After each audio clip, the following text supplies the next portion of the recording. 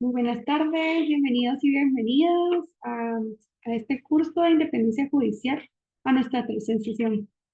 Voy a dejar en el uso de la palabra al licenciado Elvin, presentando a nuestro ponente del día de hoy.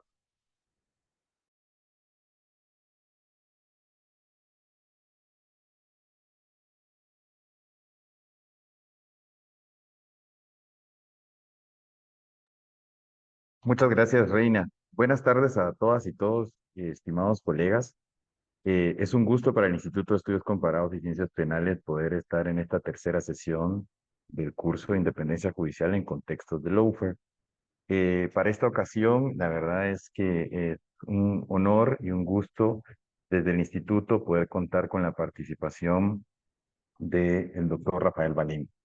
Eh, el doctor es un experto en esta temática, ahora lo voy a presentar, pero también quisiera agradecer muy especialmente al Colegio de Abogados y Notarios de Guatemala por confiar en el instituto, por facilitarnos este espacio y también por hacer la convocatoria con la Facultad de Ciencias Jurídicas y Sociales de la Universidad del Comahue de Neuquén, Argentina. Como les decía, pues hemos venido teniendo algunas sesiones ya tuvimos la primera y la primera que fue la inaugural con el doctor Raúl Eugenio Zaffaroni y que nos habló acerca de los grandes rasgos de un análisis de lo que es el lawfare en la región latinoamericana. Y bueno, fuimos profundizando también sobre la perspectiva de lo que es la independencia judicial, los elementos de la independencia judicial. En la segunda sesión pudimos ahondar un poco más en eso con la presencia de la doctora Úrsula Indacochea, desde su experiencia en Perú.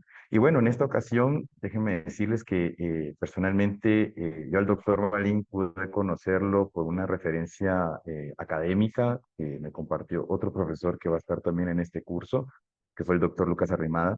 Y bueno, creo yo que en estos tiempos en donde se están dando fenómenos muy complejos desde el mundo del derecho, a nivel mundial y sobre todo una perspectiva muy especial en América Latina, el fenómeno del lawfare ha sido analizado por algunos autores en toda la región. Personalmente creo que uno de los textos que desde 2021 se han hecho más públicos y que creo yo que todas las abogadas y abogados debemos de tenerlo como una lectura obligatoria para comprender este fenómeno es precisamente un texto que el doctor Balín publicó en el 2021 que se trata sobre el lawfare, que tiene, si bien tiene algunas referencias al contexto brasileño, hace una mirada también a nivel regional de la presentación de este fenómeno y lo caracteriza. Pero bueno, yo no quiero ahondar más en esto porque será el doctor Balín quien también podrá pues explicarnos con mayores detalles desde su experiencia, pues estas amenazas que también se han dado, digamos, contra la función judicial en los contextos del lawfare, ¿no? Así que, sin mayor trámite, quisiera darle la presentación al doctor Balín, solo decirles que el doctor pues, es abogado, cuenta con un doctorado y un magíster en Derecho Administrativo, es cofundador del Instituto de Lawfare, también es profesor, ha sido profesor visitante de la Universidad de Manchester, es director del Instituto para la Reforma de Relaciones entre Estado y Empresa IRRE y director de conocimiento de las personas. También es redactor de la editora Contracorriente y profesor también de Derecho Constitucional de la Universidad de Sao Paulo de Brasil. Así que, doctor Balín, una vez más, la verdad que es un gusto poder compartir un espacio contigo. Y bueno, te dejamos en el uso de la palabra para que puedas dar tu disertación. Muchas gracias. Muchas gracias, doctor, por la generosa presentación. Es una alegría, un honor participar de este curso y, agradezco muy especialmente al instituto y también les felicito por la organización eh, de un curso sobre un tema tan importante. Eh, como ya percibieron, soy brasileño y voy esforzarme para hablar en castellano y cualquier equívoco o mala comprensión de que estoy hablando, por favor, eh, soliciten una aclaración o cualquier cosa. Yo estoy a disposición de ustedes. Eh, este tema del lawfare como el doctor Díaz mencionó, es un tema de que me ocupo hace algunos años, sobre todo después del caso, que es un caso muy conocido y creo que conocen, que fue el caso Lula en Brasil, ¿no? El caso del ex y ahora actual presidente Luis Inácio Lula da Silva fue el punto de partida para mis reflexiones sobre este fenómeno del lawfare, ¿no? Y entonces, como siempre, son algunas cosas muy concretas, situaciones muy específicas que despiertan nuestros intereses, nuestras preocupaciones. Y este tema, para mí, está vinculado a esta situación específica, muy específica y muy importante de la historia de Brasil, de Latinoamérica. Y es a partir de ahí que voy a contarles un poco sobre lo que comprendo, lo que pienso respecto de este fenómeno del lawfare y cómo este fenómeno se pone en, en relación a estas amenazas a la independencia judicial, ¿no? La primera pregunta me parece la más obvia, y siempre las preguntas obvias son las más difíciles de contestar, es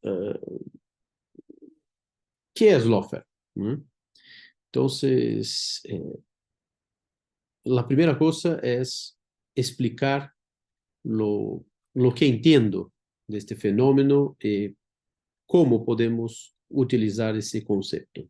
Entonces, lawfare es un neologismo, es una contracción de las palabras law, que significa derecho, y warfare, que significa guerra. Y uno de sus primeros registros remonta a un artículo de 1975, en el cual dos autores afirman que el lawfare sustituye a la guerra y el duelo es con palabras y no con espadas. También hay otro interesante texto que en el origen de este fenómeno, de una obra que se llama Unrestricted Warfare, escrita por dos oficiales del Ejército de Liberación Popular de China, en la cual, aunque el lawfare desempeña como un papel secundario, ya figura entre las formas alternativas de guerra, junto a la guerra psicológica, la guerra de información, la guerra tecnológica y la guerra económica. Entonces, para estos autores, la guerra adquiere un sentido amplio en la actualidad al ser la política solo una de sus manifestaciones. Pero el texto que popularizó el lawfare y orientó los debates en los últimos años fue escrito en 2001 por un coronel de la Fuerza Aérea estadounidense llamado Charles Dunlap, para quien el lawfare en un primer momento sería una nueva característica del combate, pero en este primer artículo de Charles Dunlap, él utilizaba el concepto para criticar el uso de los tribunales de derechos humanos contra los Estados Unidos e Israel. Para él, en este primer momento, el lawfare sería algo como malo, porque sería esa utilización estratégica de los derechos humanos contra el imperio americano. Pero años después, el el mismo Dunlap intenta conferir al término lawfare una definición neutra, a partir de la idea de que no solo el enemigo puede usarlo, sino que también podría beneficiar la seguridad nacional de los Estados Unidos. Entonces, en las palabras de Dunlap, preferible a las sangrientas, caras y destructivas formas de guerra que devastaron el mundo en el siglo XX, se podría utilizar las leyes. La ley sería una arma y en esa medida podría ser empleada para alcanzar fines buenos o malos. Muy bien. Al mismo tiempo que Dunlap adopta este camino para este concepto, un antropólogo americano de Harvard llamado John Comaroff, como abre otro camino para el término y pone el lawfare como este concepto de lawfare de una manera crítica. O sea, pone el lawfare como una denuncia de la utilización del derecho para aniquilar poblaciones, para ayudar las guerras o los intentos coloniales, y por así, este es el camino que John Comaroff crea o construye, y en Komarov se nota o se desvela una interesante relación entre la teoría de la guerra y el derecho. Entonces, esto será muy importante para después la teoría que yo desarrollé junto con los abogados de Lula, uno de los cuales ahora hace poco fue nombrado para el Supremo Tribunal Federal de Brasil. Muy bien.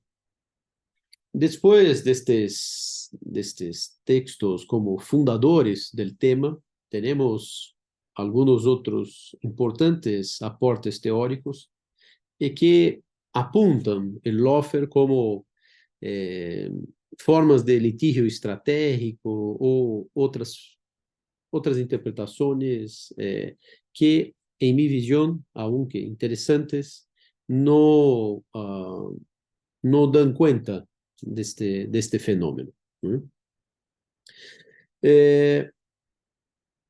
Para mí, como decía hace poco, el caso Lula nos despertó para un fenómeno que no tenía nombre, que era una situación en que un caso judicial no se traducía simplemente en errores de procedimiento o errores de juzgamiento. O sea, aquellas categorías del proceso civil, error en procedendo, error en judicando, no se trataba de eso. No se trataban de problemas que la teoría de las nulidades sería como capaz de resolver.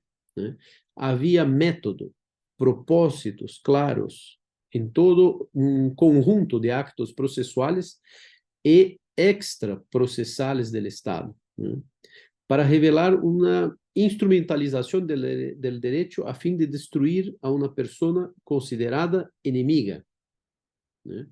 O sea, el derecho dejaba de ser una instancia de resolución pacífica de controversias para metamorfosearse de una forma perversa en una arma del Estado con el objetivo de abatir a los enemigos o a un enemigo de turno.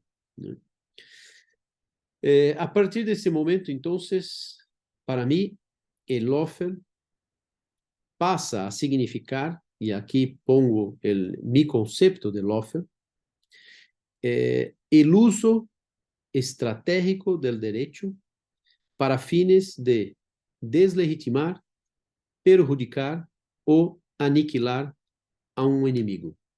Então, este conceito del uso estratégico del derecho para fines de deslegitimar, perjudicar o aniquilar o inimigo passa a ser mi conceito de lawfare, e agora vou explicar o significado deste conceito. E nessa acepção, por lo tanto, o término me parece gana utilidade e é nesta acepção que o conceito gana como projeção em toda a América Latina, em Europa, em outras partes, em muitas declarações públicas, vemos a utilização desse término para sinalizar ou para indicar este conceito. Muito bem. Uma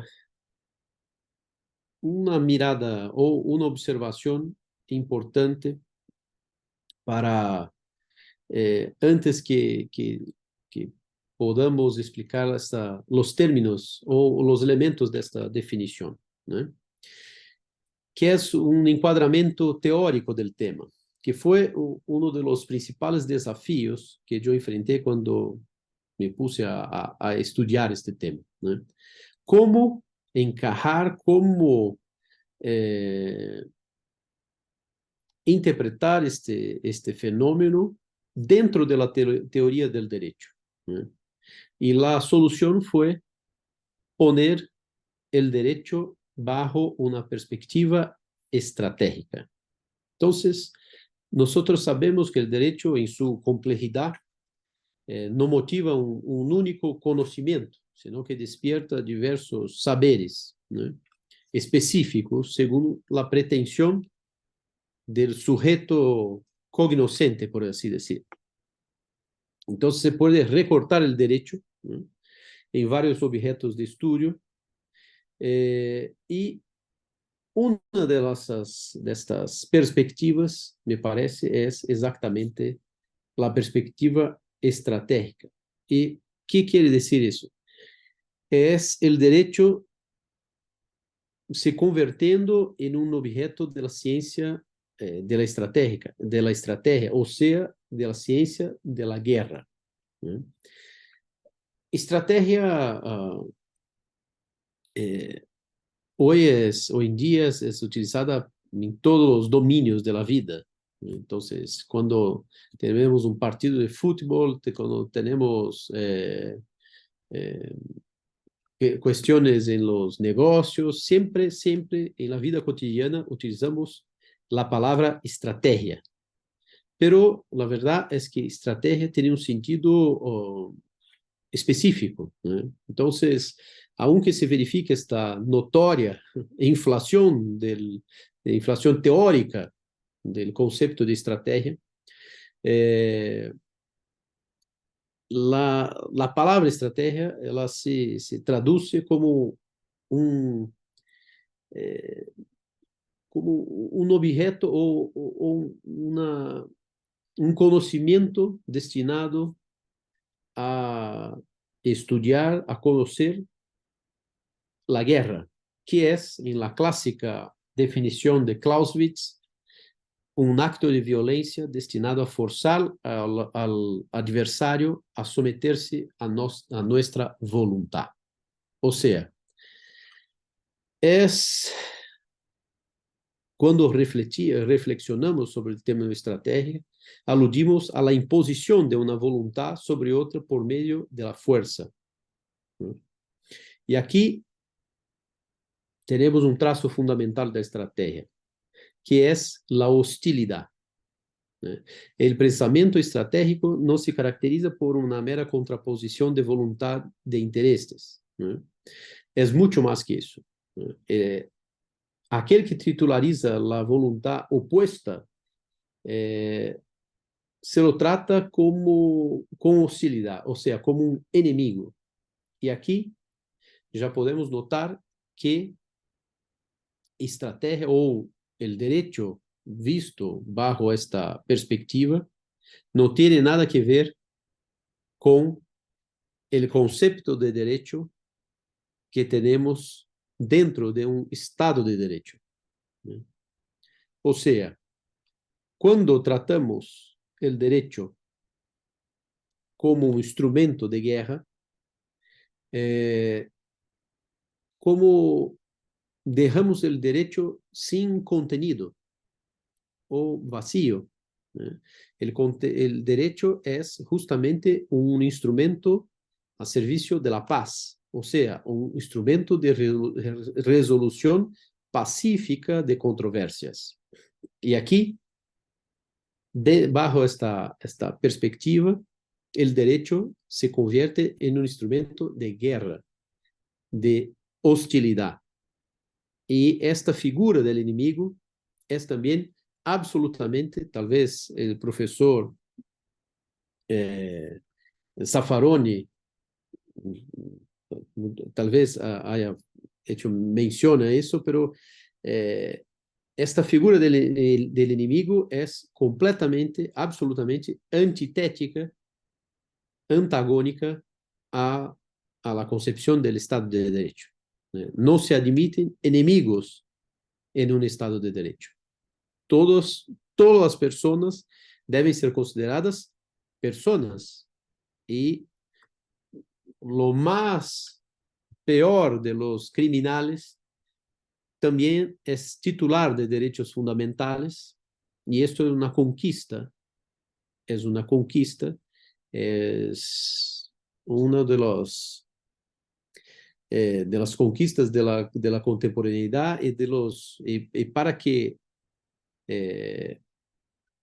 que lleguemos o para que tengamos como llegado en este punto, mucha sangre, mucho dolor nos costó para que tengamos muy claro que todas las personas, incluso aquellas que vulneran o que violan el orden jurídico, son titulares de derechos fundamentales. Y esto es fundamental e innegociable.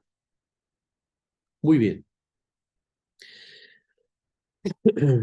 ¿Cuáles son los elementos de nuestra definición de lawfare? ¿No? ¿Y por qué es útil esta definición?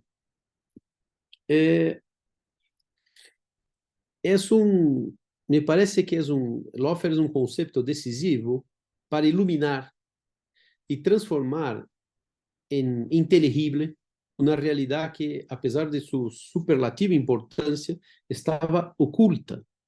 ¿No? O sea, el lawfare es un concepto que nos pone, en primer lugar, en una mirada o de una perspectiva externa al derecho. No es una perspectiva interna, dogmática del derecho. Muchas veces, tal vez ustedes hayan enfrentado esta situación, hay casos, hay situaciones que los instrumentos dogmáticos del derecho son insuficientes para interpretar y sobre todo para enfrentar la situación. Y el lawfare pone en una perspectiva sistemática, ilumina las relaciones, por ejemplo, entre el derecho y los medios de comunicación social, el derecho y otras cuestiones geopolíticas, entre otras cuestiones que son importantes no solo para interpretar teóricamente un caso, sino que también para, en efectos muy pragmáticos, ganar un caso, que fue lo que ocurrió con el caso Lula. ¿No? Fue a partir de esta perspectiva que ganamos el caso Lula. Muy bien. El sentido estratégico, ya les expliqué que esta esta perspectiva estratégica, ¿no? Y que pone siempre el lawfare como en un sentido negativo. Nunca hay un lawfare positivo. El lawfare siempre es la negación del derecho, ¿no? También decimos el uso estratégico del derecho. ¿Y por qué derecho? A fin de indicar que toda norma jurídica, actos legislativos, jurisdiccionales o administrativos, ¿no? Así como cualquiera de sus aplicadores, órganos legislativos, jurisdiccionales, judiciales, ¿no? Y administrativos, pueden deflagrar el fenómeno del lawfare. No hay lawfare solamente en la esfera judicial, como muchos suponen. Hay lawfare, y hay muchos ejemplos de lawfare en todas las esferas de poder, ¿no?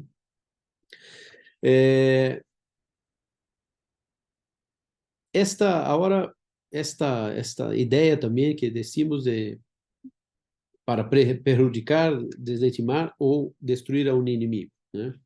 Esta figura del enemigo, como ya hice mención, esta es la idea que Zaffaroni pone muy bien, que él dice que al tratar del tema del enemigo, este concepto introduce de contrabando la dinámica de la guerra en el Estado de Derecho. Me parece muy buena esta expresión de Zaffaroni, ¿no?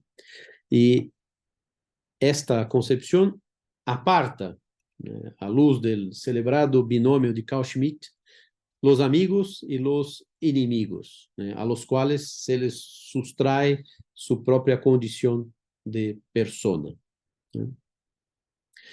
Muy bien.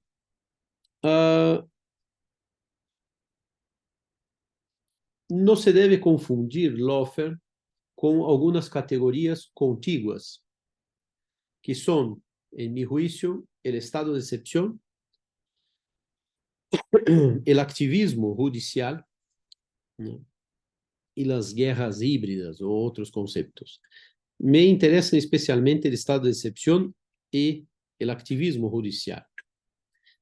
El estado de excepción, que yo también dediqué algunos trabajos a este tema del estado de excepción, él es como traducible en la idea de que algunas providencias estatales, ¿no?, fundadas en cierta anormalidad, inciden sobre una situación de hecho al margen de la solución normativa por ella prevista. O sea, aquel que aplica el derecho ante una determinada anormalidad invoca esta anormalidad para dar una solución que no está prevista en el orden jurídico. Este es el estado de excepción,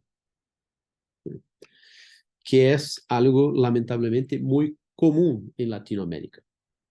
O sea, son situaciones dentro del derecho y dentro del Estado de Derecho que están al margen del derecho, ¿eh? Muchos piensan que estado de excepción sería como una categoría antagónica al Estado de Derecho. Estado de excepción, Estado de Derecho. No. Hay estados de excepción dentro del Estado de Derecho. Como el estado de excepción presupone un Estado disciplinado por normas jurídicas. Y un punto que como es un punto de contacto entre lawfare y estado de excepción, es justamente la figura del enemigo. En el estado de excepción, en la teoría del estado de excepción, que se desarrolla esta figura del enemigo, sobre todo con Carl Schmitt. Y es de esta teoría que asimilamos la figura del enemigo. También fue un desafío articular lawfare y estado de excepción. Y como veremos, el estado de excepción, en verdad, es una de las tácticas del lawfare. ¿Cómo entender eso? Muchas veces, para hacer el lawfare, no hay una norma disponible en el sistema jurídico. Y para hacer la guerra, creamos una norma en el caso concreto. Esto ocurrió, por ejemplo, en Brasil, en la función judicial. El juez que hizo la persecución contra Lula era un típico juez de excepción. Era un juez que producía excepción en sus sentencias y en sus decisiones. Entonces, cuando no había una norma jurídica para hacer la persecución contra Lula, y ahí solo para dar un ejemplo, él creaba su propia norma en el caso concreto, una norma ad hoc, creada para aquel caso. Entonces, es una de las tácticas que veremos de la segunda dimensión del lawfare. Lo que llamamos de activismo judicial, no sé si así lo denominan en Guatemala, es aquella idea de una preterición de los textos normativos en favor de las convicciones personales del intérprete. Eso es activismo judicial. Y así como decía que no hay lawfare bueno, no hay activismo judicial bueno. No hay.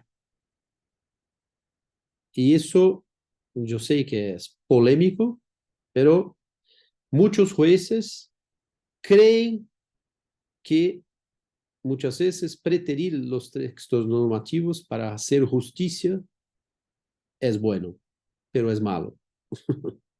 Esto tenemos muchos ejemplos también en Brasil de una cierta tendencia, no solamente en contextos de sanciones o de restricción de derechos, ¿no? Sino que también de ampliación de derechos, una tendencia al activismo judicial. Pero esto siempre abre las puertas para la pérdida de autonomía del derecho y para favorecer las interpretaciones de las interpretaciones o de las convicciones de los aplicadores del derecho, lo que es muy, muy peligroso para el derecho, ¿no? Los avances que tengamos que hacer tienen que ser avances institucionales por medio de los vehículos normativos propios, ¿no? Y al juez se les incumbe o se les cabe aplicar el derecho, aplicar los textos legales sin como preterir los textos en favor de sus propias convicciones. O sea, el activismo judicial también dialoga con el fenómeno del lawfare, pero no es la misma cosa. Aunque el activismo esté adentro del lawfare, el lawfare es más amplio y descortina o desvela este carácter estratégico, esta dimensión estratégica del fenómeno jurídico. Muy bien. A partir de esses elementos conceptuales, podemos, siguiendo las lecciones de aquel antropólogo de Harvard, a que hice mención, John Komaroff, podemos, como a semejanza de las guerras convencionales, presentar tres dimensiones estratégicas del fenómeno del lawfare, que son la geografía, el armamento y las externalidades. La primera dimensión, la geografía. La geografía, como saben, es un saber estratégico y, en palabras de Yves Lacoste, sirve antes que todo para hacer la guerra, la geografía.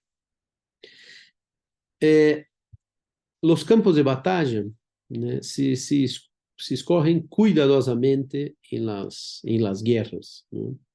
Y no sé si se acuerdan que Sun Tzu, en la clásica obra El arte de la guerra, destacaba la importancia de la geografía y afirmaba peremptoriamente que no tendremos condiciones de comandar un ejército en acción a menos que estemos familiarizados con la geografía del espacio, del lugar. O sea, la opción geográfica es decisiva para el éxito de la batalla y constituye un prenuncio de victoria, ¿no? ¿Qué es la geografía en el Lofer? En los dominios del Lofer, la elección del campo de batalla presenta igual relevancia y es representado por los órganos encargados de aplicar el derecho, ¿no? O sea, en función de la respectiva inclinación interpretativa, las armas a ser utilizadas tendrán más o menos fuerza. Y esto es la geografía. Aquí se discuten tácticas y a cada dimensión del Lofer corresponden tácticas, tácticas de manipulación de la jurisdicción, por así decir, ¿no? O sea, aquellas garantías procesales, aquellos principios constitucionales tan recordados como el principio del juez natural, la prohibición de tribunales de excepción, la garantía, ¿no?, del juez competente, son manipuladas por tácticas que se destinan a apuntar o a elegir un órgano que favorezca el Lofer. Esto ocurrió, perdona por utilizar ese ejemplo, pero es un ejemplo muy, muy elocuente. En el caso Lula también el juez fue un juez escogido bajo una ilegalidad. Y después esto fue reconocido por el Supremo Tribunal Federal de Brasil, pero durante todo el periodo de persecución de Lula, el juez que dictó todas las sentencias, las decisiones en contra de Lula, era un juez incompetente, era un juez que no tenía jurisdicción sobre aquel caso. ¿Sí? Muy bien, la segunda dimensión del armamento. La segunda dimensión de la guerra concierne a las armas con las que se traban los combates. Y trata respecto al armamento más adecuado para el enfrentamiento de determinado enemigo. En el Lofer, el armamento es representado por el acto normativo escogido para vulnerar al enemigo. O sea, por la norma jurídica seleccionada por el intérprete del texto legal, ¿no? O sea, son las normas jurídicas con que se traba la batalla y entre las normas más utilizadas por los practicantes del Lofer están sin duda las normas con conceptos jurídicos indeterminados, como las normas anticorrupción, las normas antiterrorismo, las normas relativas a seguridad nacional, que son normas con grandes poderes, grandes prerrogativas y con conceptos jurídicos indeterminados, que permiten hacer la guerra de una manera más fácil, ¿no? Aquí podríamos hablar sobre FCPA y sobre otras normas también muy, muy conocidas con que se traban las batallas jurídicas, pero me parece que es interesante aquí apuntar para esta dimensión y decir de la tercera dimensión. Como decía, a cada una de esas dimensiones corresponden tácticas, que no será posible en una hora discutir todas las tácticas, pero que nos permiten también a cada táctica desarrollar técnicas de defensa, né, contra cada una dessas táticas. La tercera dimensión de las externalidades, ellas consisten en las técnicas de manipulación de información para generar un ambiente favorable o aceptable para el uso de las armas jurídicas contra el enemigo, ¿no? O sea, se trata de estrategias externas a las batallas jurídicas que auxilian en la victoria contra el enemigo, ¿no? Se manipula la información para desorientar al adversario y para crear un escenario irreal, ¿no? O sea, se recopila información para la obtención de ventajas estratégicas, ¿no? Se transmite la presunción de culpa y se demoniza al oponente para la sociedad y para la opinión pública, ¿no? Los medios de comunicación se transformaron, en ese sentido, en un medio más eficaz para moldar la conciencia de una colectividad para alcanzar esos objetivos. Entonces, esta tercera dimensión es una dimensión siempre presente en el lawfare. Y yo estoy seguro de que muchos de ustedes ya tuvieron como contacto en algún caso con estas características, ¿no? Se desarrolla una estrategia de comunicación en que los jueces no tienen alternativa sino seguir el juicio del tribunal mediático, del tribunal de los periódicos, ¿no? De los medios de comunicación social, ¿no? Y eso es una característica muy marcada del lawfare, que, como decía en el inicio, es también una característica que no es comprendida a partir de los instrumentos meramente dogmáticos del derecho que enseñamos en las facultades de derecho, ¿no?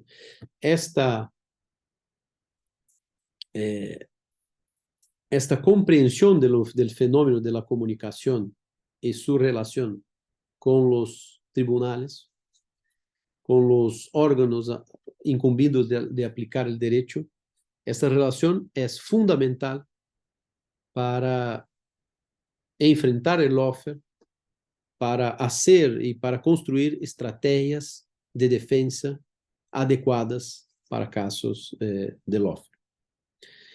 Muy bien, a partir de esta mirada general, y ya estamos caminando para el final de esta parte expositiva, me gustaría hacer rápidas observaciones sobre lo que acabo de decir y esta idea de un escenario, un contexto de amenaza a la independencia judicial. Es muy interesante porque en muchos casos el lawfare se desarrolla a partir o según una interpretación del derecho, como acabo de decir, una interpretación estratégica del derecho que hace un juez.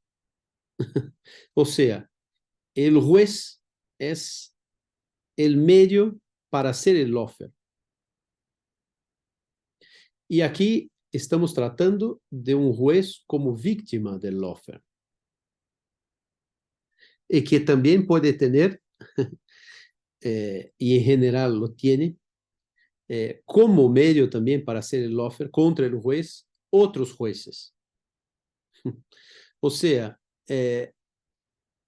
la independencia judicial, aquelas garantias que devemos asegurar a los jueces para que ellos puedan aplicar el derecho de una manera libre, de una manera objetiva, né? Ustedes saben que a cada poder ou a cada função pública corresponde um tipo de legitimidade.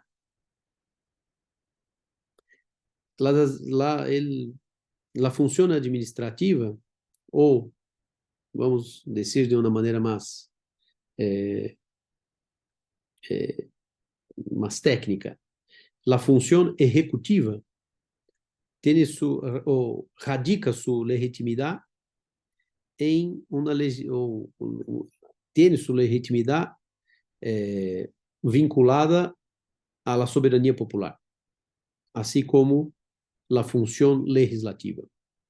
La función judicial tiene su legitimidad relacionada o vinculada a la lealtad del juez al orden jurídico, ¿no?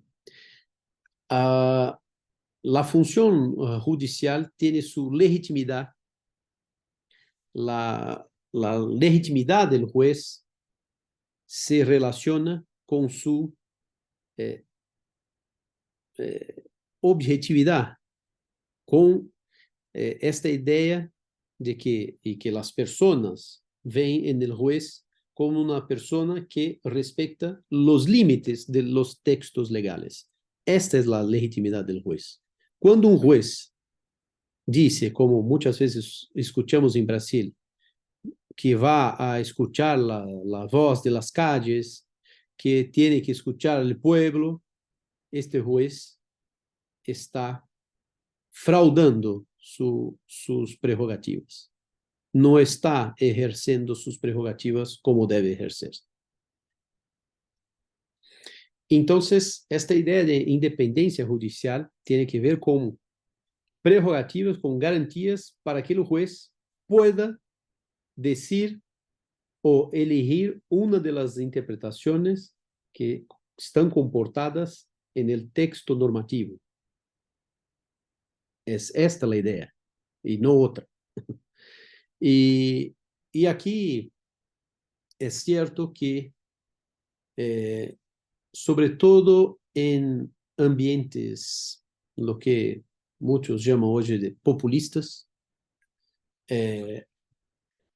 hay una tendencia a amenazar a los jueces, a quitar las garantías de los jueces, ¿no? Eso no sucede solo en el contexto latinoamericano. Y por favor, no piense que lawfare es una característica o un fenómeno latinoamericano.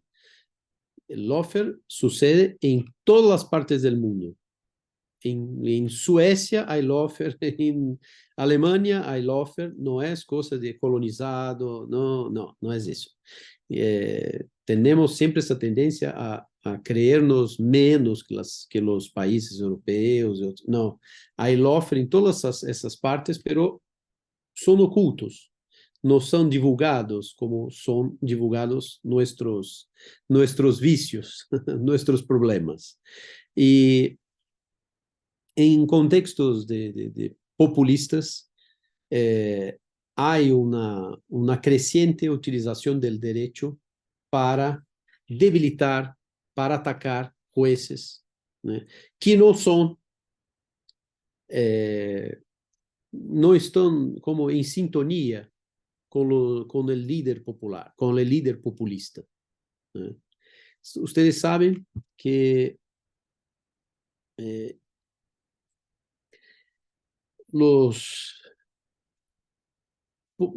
yo evito hablar o llamar de populistas estos líderes, pero la literatura hoy es tan fuerte con este nombre que es prácticamente imposible no llamar de populistas, lo que en rigor son líderes autoritarios, ¿no? Que tienen como característica una visión equivocada o reduccionista de soberanía popular. El líder autoritario, el líder populista, cree que pueblo es solo aquel grupo que lo sigue, que lo apoya, y todos los demás son enemigos. Y aquí estos enemigos no solo la gente común. Si un juez no sigue el líder populista, también será considerado enemigo. Y lamentablemente es posible que otros jueces en línea con el líder populista pueda atacar estos jueces que son contrarios al líder. Una vez más, yo quiero, esto casi ocurrió en Brasil, estábamos muy en este camino con el expresidente Jair Bolsonaro, que creo que escucharon hablar sobre esta figura lamentable, que era cierto que si ganara las elecciones en el año pasado, las primeras medidas serían seguramente atacar el Supremo Tribunal Federal, para hacer impeachment de los jueces contrarios a él, y ahí después transformar el Poder Judicial en un poder subordinado al Poder Ejecutivo. No tome ninguna de mis consideraciones, por favor, como consideraciones sobre el contexto de sus países, por favor, que yo no conozco y no tengo la mínima pretensión de hacer como consideraciones sobre la realidad de ustedes, por favor. Estas son consideraciones teóricas a partir de lo que hay de la literatura actual sobre el tema. Entonces, países como Polonia, Hungría, entre otros países, se ponen en ese proceso, en este fenómeno de la extrema derecha, y que genera esta debilitación del Poder Judicial, pero no tomen como consideraciones específicas.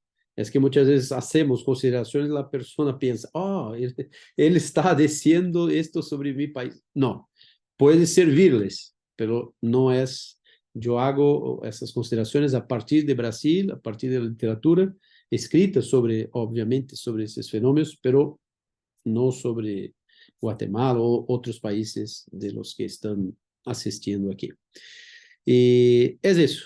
Esas son mis reflexiones. Estoy aquí a disposición para debatir, para dialogar con ustedes. Les agradezco por la paciencia con que me escucharon.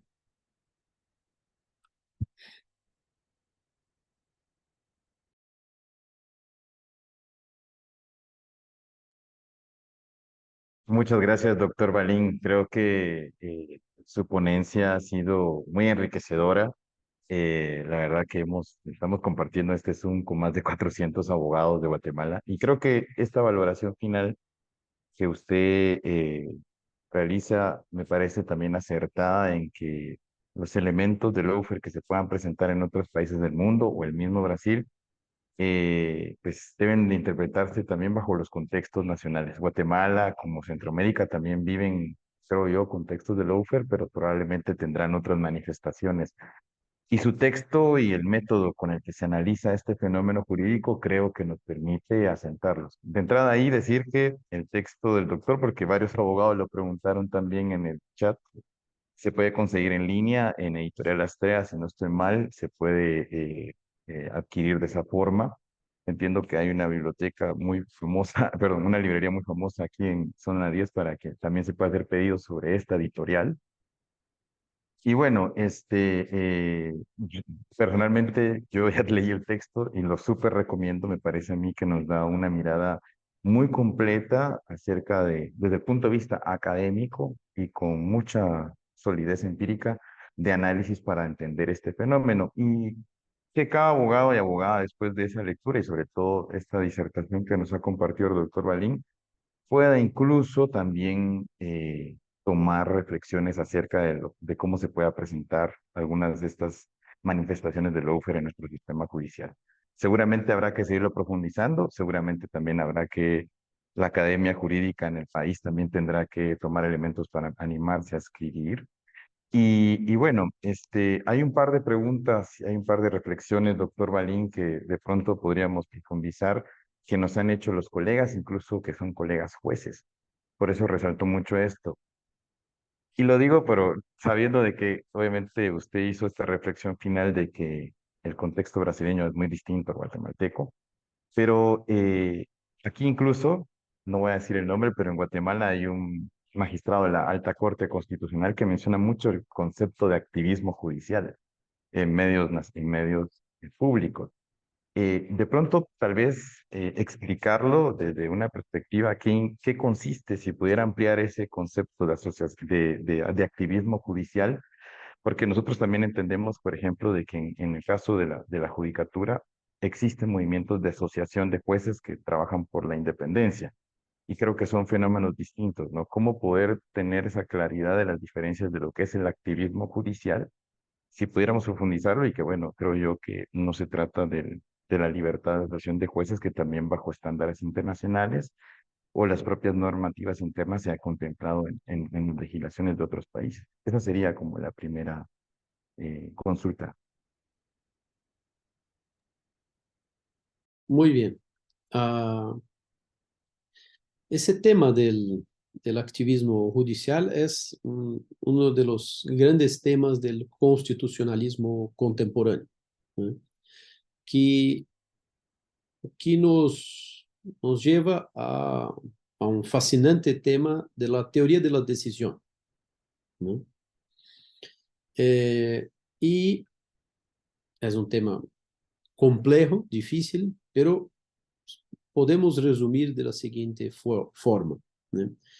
Ustedes acuerdan seguramente en la teoría kelseniana aquella idea de que los textos, primera cosa, la, en una, en una ley, en la Constitución o en cualquier texto, tenemos que diferenciar el texto de la norma.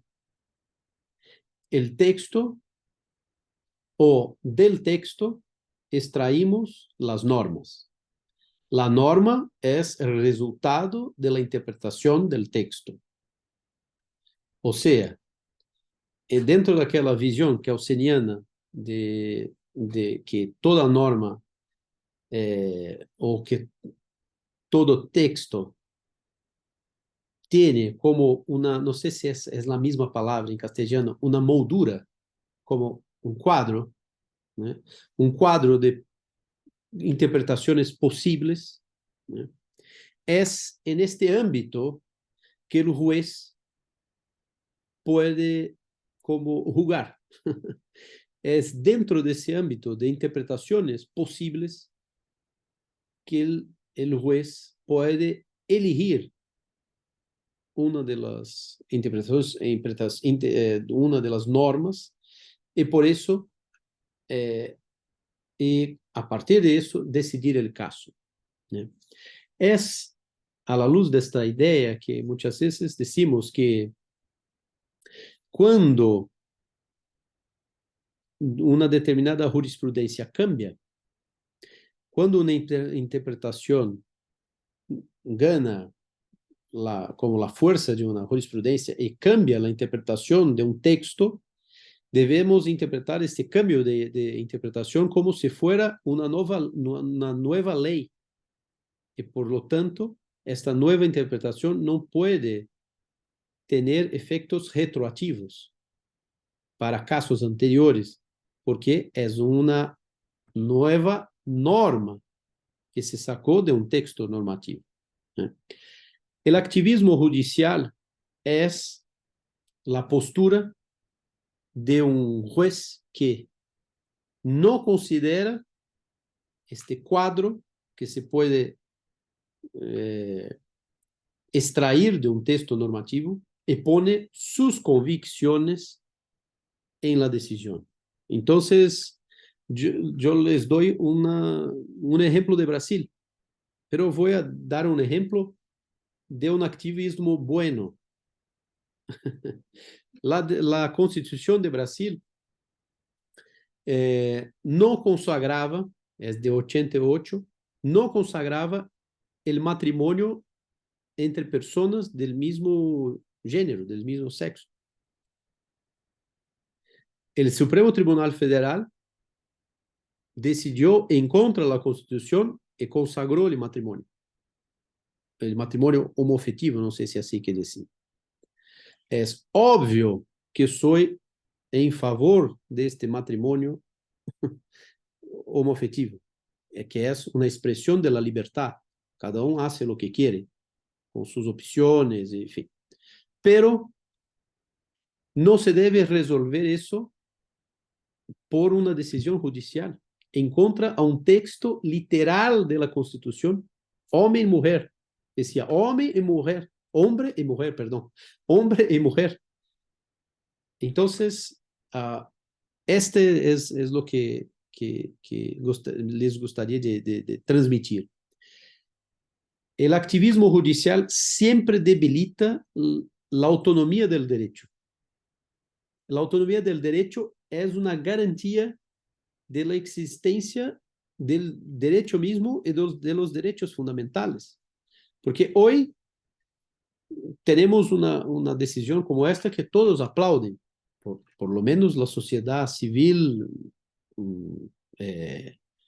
civilizada, por así decir. Pero mañana un otro juez decide, como sucedió en Brasil, y nos costó el activismo judicial en Brasil, claro que acoplado con estrategias de lawfare, nos costó casi la pérdida del Estado de Derecho en Brasil. Nos costó 4 años de Bolsonaro, a partir de decisiones que no consideraban los textos normativos y ponían convicciones personales en las decisiones. Entonces, esta es la idea que yo quiero. Yo sé que mis consideraciones no son muy simpáticas, porque muchas veces es más fácil hacer evoluciones sociales, evoluciones en pautas muy importantes por medio de los jueces, porque no demandan movilización social, no demandan gente en las calles, pero la política se hace en las calles y no en los tribunales. ¿Sí? Gracias, doctor Balín. Creo que es bastante claro esta, este concepto de activismo judicial. Creo que los procesos políticos están en otro tipo de organismos, más como el legislativo o esas discusiones políticas. Y creo yo que también el ámbito judicial es muy, se debe circunscribir, digamos, a esa interpretación del derecho como un instrumento de paz. Y me parece que también en Guatemala hemos encontrado lamentables ejemplos también de activismo judicial, más ya con la definición y las luces que nos está brindando.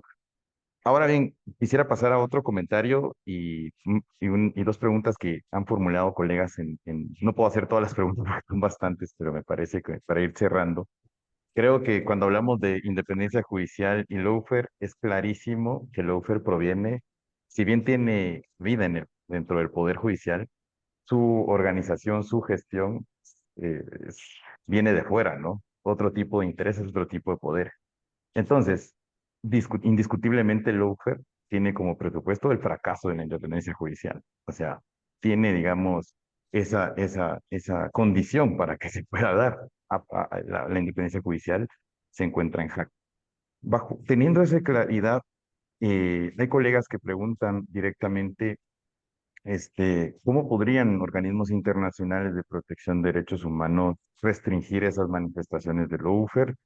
Y en Guatemala también en los últimos meses también ha surgido mucho en el marco de la lucha contra la corrupción, ideas como de muerte civil o ese tipo de propuestas a las personas corruptas, que creo que lamentablemente aun cuando provengan de expresiones democráticas, o incluso progresistas, creo que también esto hay que tenerlo con mucha responsabilidad porque pueden tener asidero en contextos de lawfare y ser malinterpretados.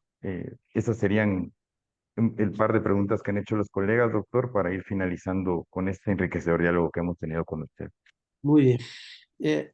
Esta lucha contra la corrupción siempre es un engodo. Engodo es lo mismo, es la misma palabra, no en castellano.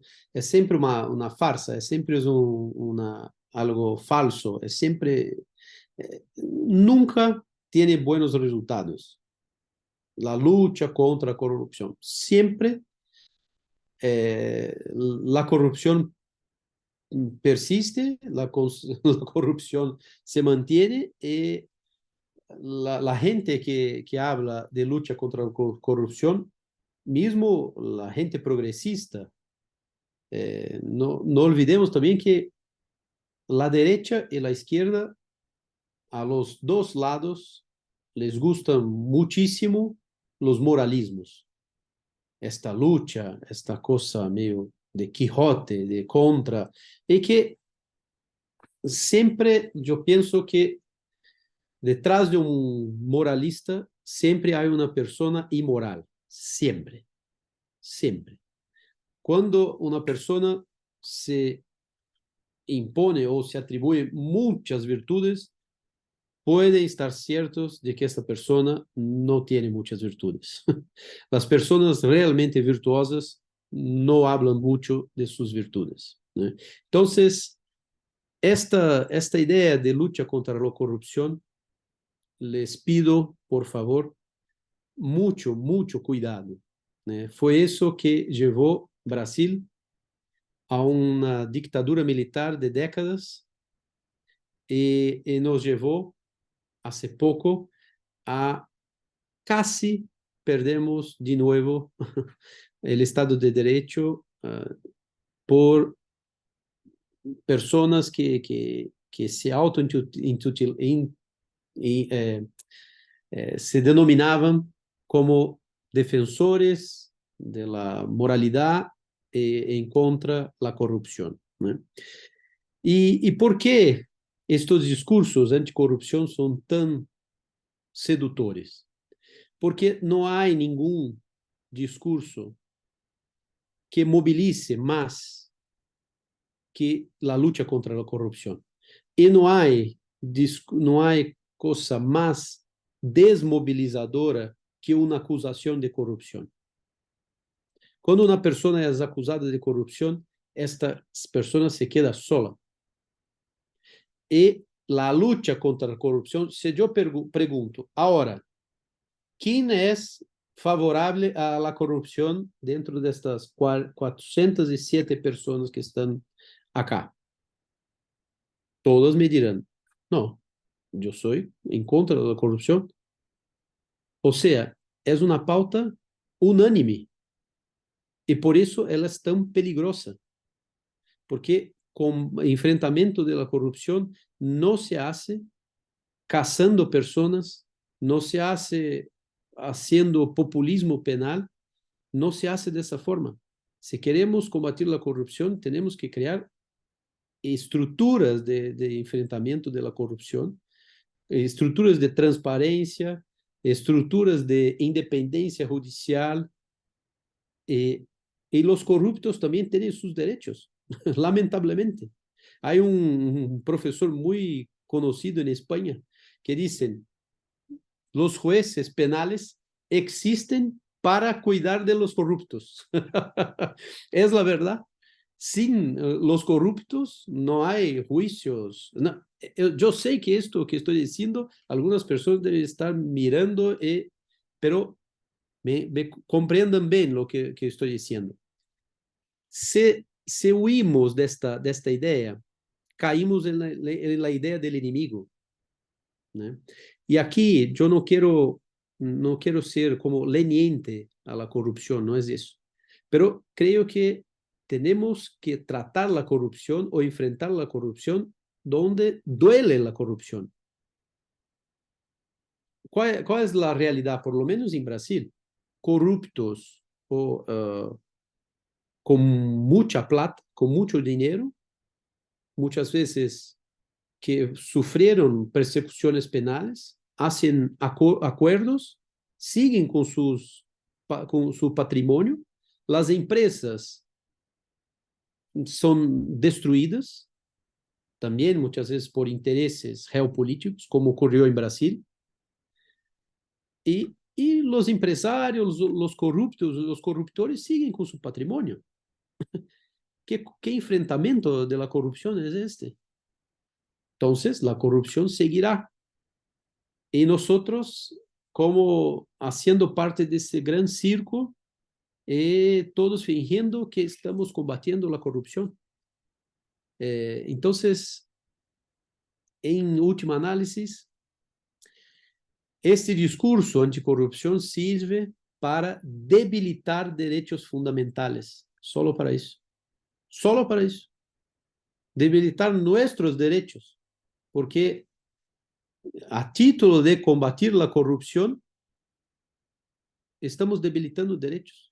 Es claro que tenemos que tener un discurso público del Estado, de la sociedad civil, en contra de la corrupción. Tenemos que tener esfuerzos incluso de educación para los niños, de todo eso. Eso es cierto, pero cuando el Estado adopta estos discursos de que tenemos que matar, tenemos que, como muchas veces en Brasil, como tolerancia cero a los corruptos, esto no sirve para nada. Sirve para debilitar el Estado de Derecho. Es esto que me gustaría, y hablo esto para ustedes con la máxima sinceridad y con como yo viví los últimos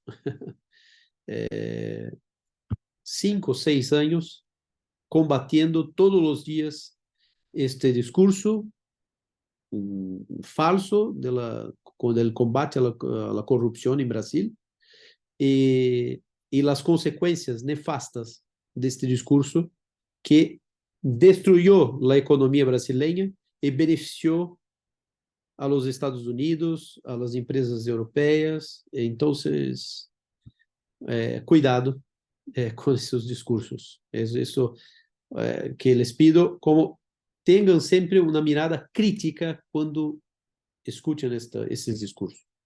Creo que hablé demasiado, Elf.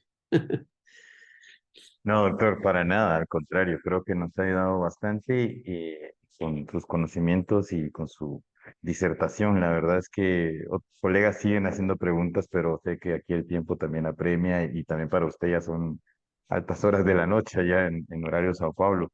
Así que con esto creo que podemos ir concluyendo. Muchos abogados y abogadas han manifestado eh, se congratulan, digamos, por su disertación y por el haber tomado el tiempo de compartirnos sus conocimientos y sobre todo esta mirada crítica que tenemos que tener también sobre lo que implica el lawfare y que pues en los próximos años estará un desafío por resguardar el Estado de Derecho frente a las manifestaciones de este fenómeno que es una tergiversación o una instrumentalización del derecho penal también, ¿verdad?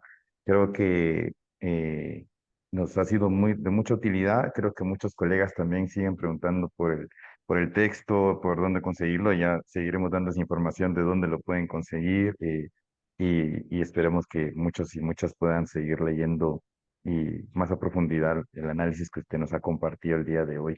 Así que desde el Instituto de Estudios Comparados en Ciencias Penales, desde el Colegio de Abogados y desde la Facultad de Derecho de la Universidad del Comahue, agradecerle por su disertación, doctor Balín. Sé que hubiéramos podido Gracias. seguir platicando toda una noche, pero también tenemos que respetar esto. Así que muchas gracias por eso y seguramente nos seguiremos encontrando en otro tipo de espacios.